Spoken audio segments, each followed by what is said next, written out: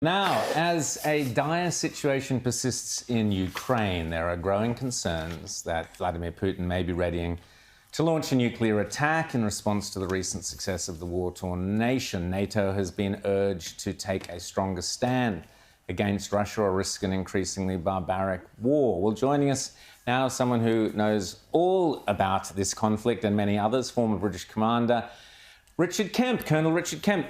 Richard, great to see you as always. You've written some terrific articles recently in the UK Telegraph about what Putin is up to, his weapon of mass destruction, his environmental terrorism, and this bizarre story of the Iranian kamikaze drones. So, Richard, talk to us about where we are currently with the war and the major threats that you see coming, that do affect the rest of the West.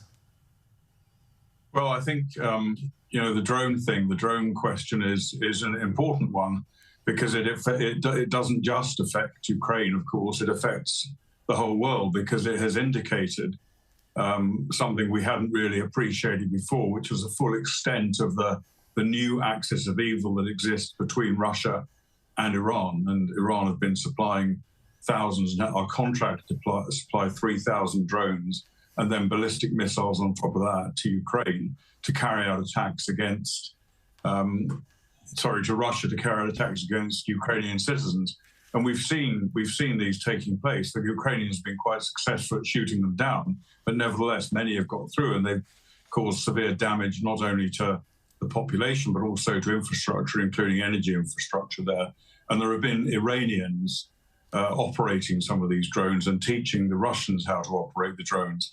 So it's a worrying thing. And I think one other dimension to it that we obviously don't really have a handle on right now, but may get, is that President Zelensky in Ukraine has suggested that it may be that part of the deal that went into supplying these drones was that Russia would help would help Iran with weaponization of its nuclear weapons program, which is something that it direly needs to do in order to get a viable nuclear weapon. So I think, the combination, and it wouldn't surprise me at all if Zelensky is right.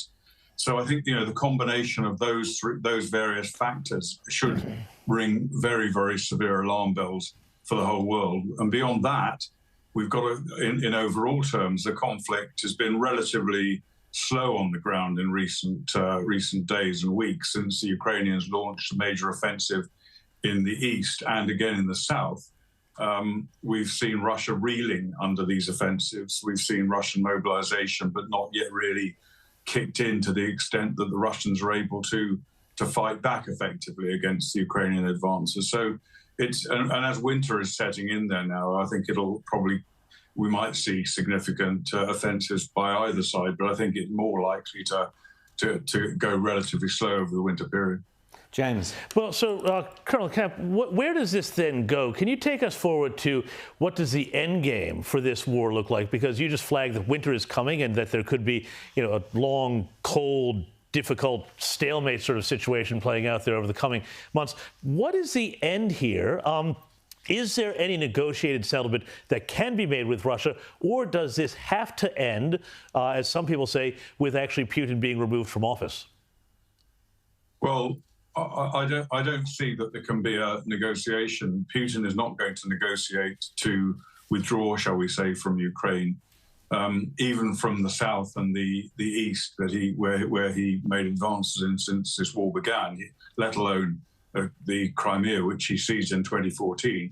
He's simply not going to be doing that. And nor is Zelensky, in my view, likely, certainly at this stage, to come to any agreement that involves Russia holding on to that territory. So the reality is, I think both sides are going to continue fighting.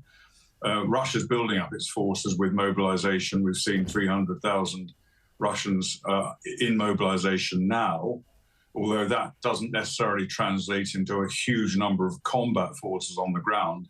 And if there are, whatever there are not going to be well trained or, well prepared to fight effectively in Ukraine. So I don't think Russia's going to be able to make major steps forward.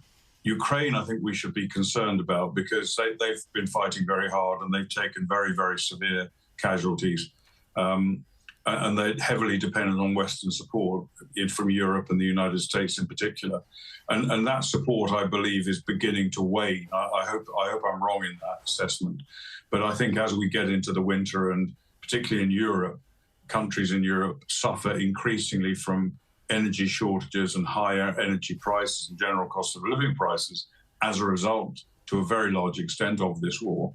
I think, those politicians who want to support Ukraine are going to be under greater and greater pressure from their people to maybe not to do so. And Ukraine is completely dependent on that support. So I think, again, we see what happens in the midterm elections and what effect that might or might not have on American support. But Americans equally, are suffering gas prices, etc., as a result of the conflict.